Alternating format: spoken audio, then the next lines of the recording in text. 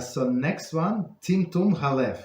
So Rabbi Reuven Shlita speaks about this line very often. So now we're going to get to it. So like how this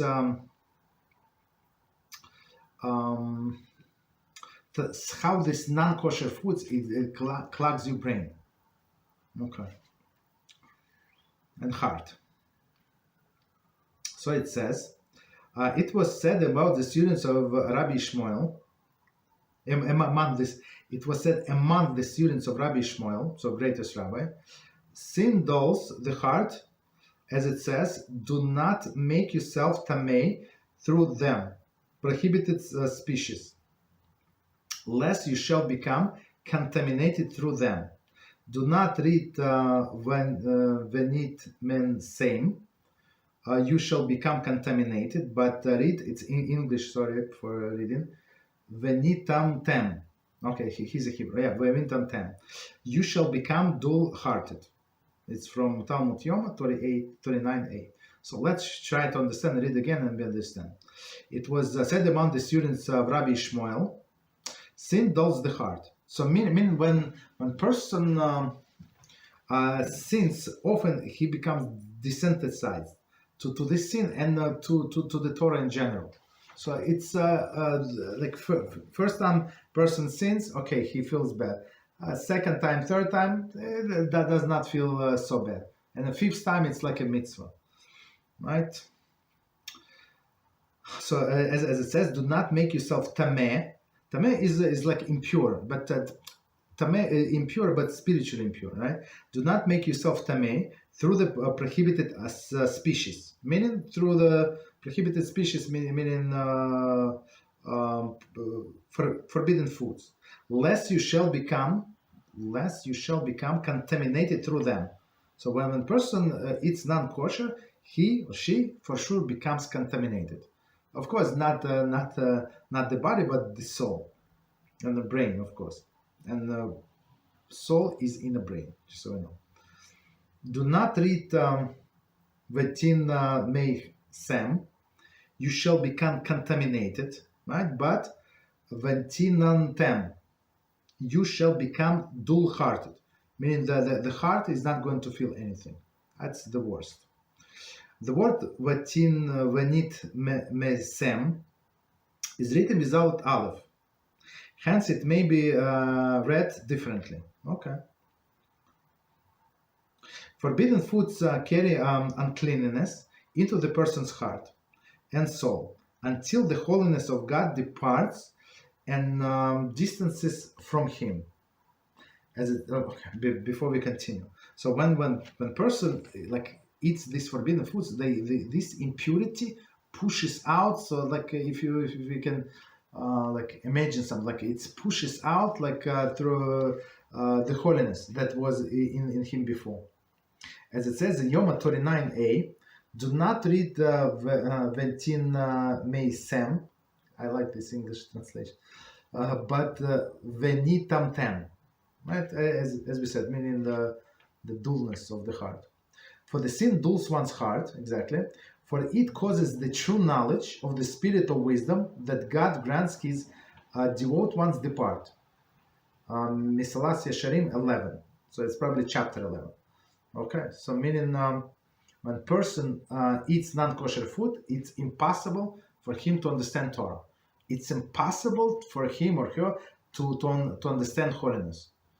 That's guaranteed. That's what it says in the Talmud, and that's what we see in everyday life. Continue. So, but once person start eating kosher, as we answer this question, after 3 days they already see some progress. Is it complete progress? Of course not. I mean, after such a long period of time where a person was eating non-kosher, so it takes time to cleanse the system, but at least after 3 days we see the big progress, because it goes into the blood and etc. Continue. The issue of kashrut, in light of the above, is at the core of the struggle. The food one eats profoundly influences one's nature. Modern medicine has only recently discovered that DNA um, uh, present in every cell, controls the nature of the organism. Similarly, every cell possesses a spiritual nature, which is carried through the food chain. Very interesting. Where what we eat is very true. One who eats a particular animal integrates some of the nature and its characteristics.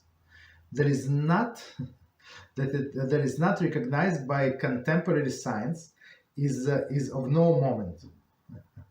Science deals only with the physical aspect of the human body and knows nothing of unqualifiable spirit. It requires no great leap of faith to speculate that what is accepted as a fact is a physical aspect of the nature is true regarding the soul as well. So let's try to understand, and maybe I'm just going to summarize what it says here so we understand. So we know that about DNA. So every cell has DNA, right? And every and it DNA, so it's traveled from place to place, right? These cells from place to place, right? And same every cell has a spiritual DNA, right? Which contain characteristics like spiritual characteristic of that cell. So when a person eats non-kosher animal, let's say, so he eats this physical DNA, the physical cells, and plus he swallows this spiritual DNA, right? And as it says, we are what we eat, right? And this spiritual DNA affects the person.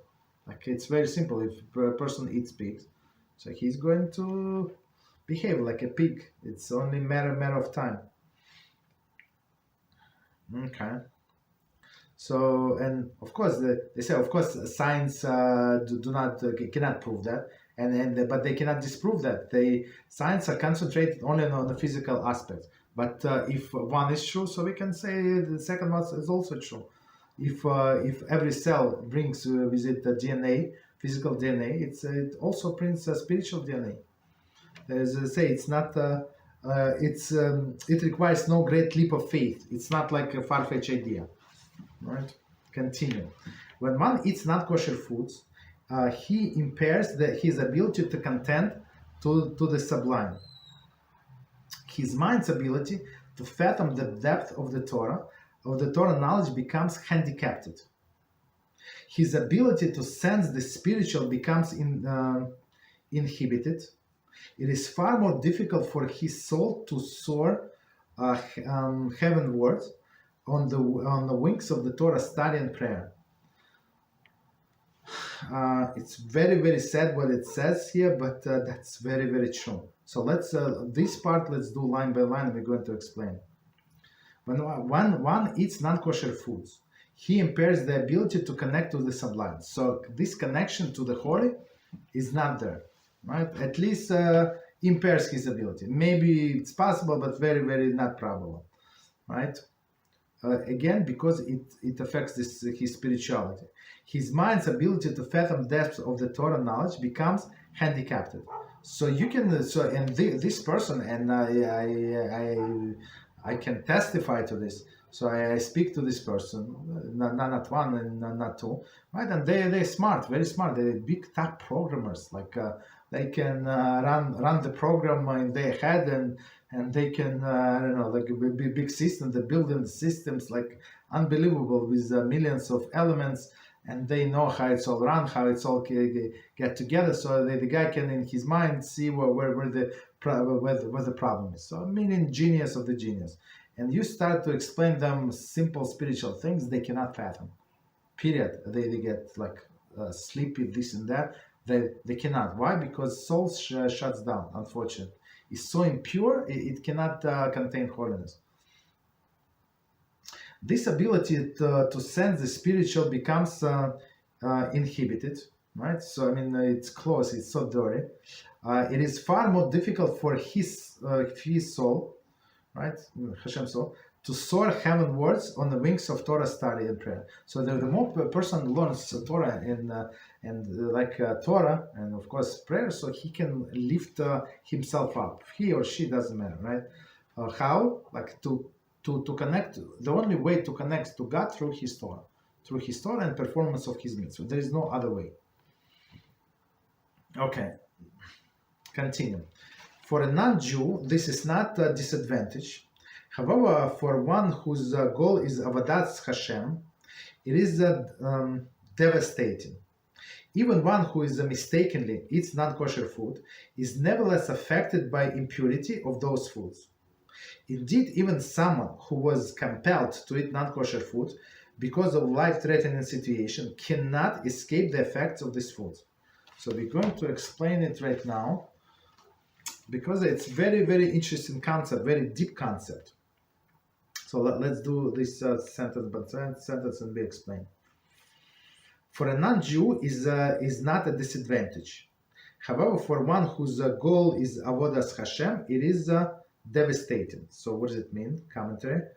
Nevertheless, just as Teshuvah removes the blemish on the soul caused by the sin, so too one who does sincere Teshuvah can overcome his handicap caused by ingesting non-kosher food. So it's very interesting. So eating non-kosher is one of the sins, and person have, of course, through the learning of the Torah, through the taking in as much as holiness as possible, and through the Teshuvah means that that person feels bad for whatever he did, and this combination with Torah cleanses him from inside. Right, as we said, this non-kosher food does not, like in spiritual way, affect non-Jews. Right, it does not. But as Rabbi Reuven always say, he did, his wife Rebbetzin did all of these researches, and they found so many garbage that put all of this. You can look up on his on our website all these bad things that they put in the food. So even a normal non-Jew, if you would find out what they put, like beetles and animal parts that very disgusting into the food, so that they would get disgusted, right? But spiritually, does not affect non-Jews. Okay, but physically, it should be disgusting. So I had this colleague in my work. So he said, I know that you Jews are smart people. That's why I eat kosher. Does not. I said, why you eat kosher? Is it tasty? He said, I do not know, but I want to be like Jews. I mean, he was that's what he wanted to live a very long life and be smart as Jews. But that's where it ends. But he's smart, not Jew, but very, very smart. Even one who mistakenly eats non-kosher food is nevertheless affected by impurity of those foods. So sometimes when a person's life is in danger and you're allowed to eat non-kosher food if there is no other food is available, but you must remember, so even though you are allowed to eat this food, it's going to affect your life because you cannot raise the physical intake of the food, right? Even though you were allowed. So let's see the commentary. See your Shach to Yorach Dea 81:12. We also find that Timtum Halev, so it's impurity of the heart, Timtum Halev, can be transmitted to someone even if he's committed no sin. So this person, right? So he was.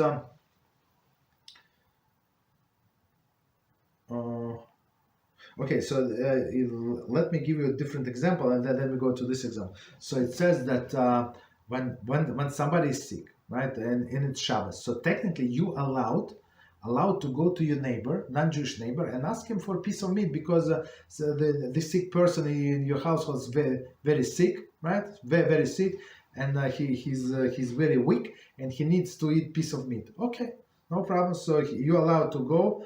Ask for this neighbor, let's say, to cook piece of meat for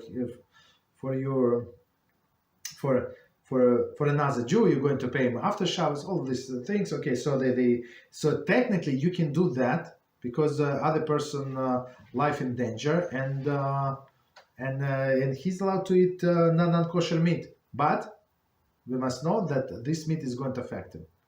Okay, so our sages say it's better for us, even though it is allowed, if this person is not so dangerously ill and he can wait few hours. So they say go better to shech the cow, to kill the cow, and to prepare the kosher meat, which is like big deal.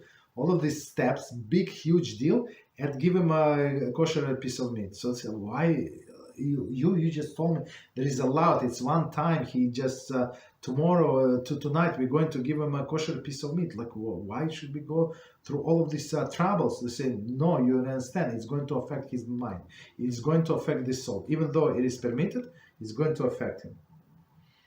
That's how dangerous non-kosher food is. Continue. Sirema Yorak Daya 81:7, who states that one should not let a Jewish child nurse from a non-Jew. Right? So, okay. So even though you say milk, what's the problem with the milk? Milk not kosher? Yeah. Because milk contains, milk, if for some people who do not know, milk comes from blood. And blood is, in all of whatever person eats, it's being transformed into blood. So, and whatever this woman ate, it's going to be in her milk, right? And Jewish child is not allowed to drink this milk. Although mother's milk of the non-Jew is permitted, nevertheless it causes Timtum Halev. So it is permitted. I mean, after the fact, it's milk. Milk is kosher. It's not like right, but it's going to so you know it's going to clog your heart. It is the most interesting that we find the reverse as well.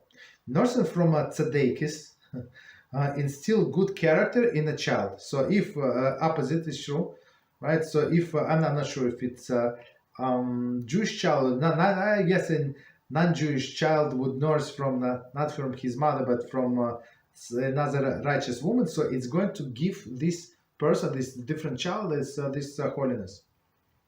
Yalkut Shmoni Mishlei 947 relates that all children that Sarah nurses, right, eventually converted. Very interesting. So when they had a party for Yitzchak, right? So Sarah to prove that it was actually her child, she nursed all other children, right? To prove that it's her child, and all of these children got a good character. From who? From what? From milk of the Sarah. I guess we stop here. I don't want to go over 1 hour too much. So, and to be continued. We're going to continue introduction, Beezrat HaShem, next time. But it's, I mean, so I know some people skip introduction, but I think it would be very, very beneficial for us to lay out the groundwork when we go into details of the kosher, all of these kosher laws. Okay.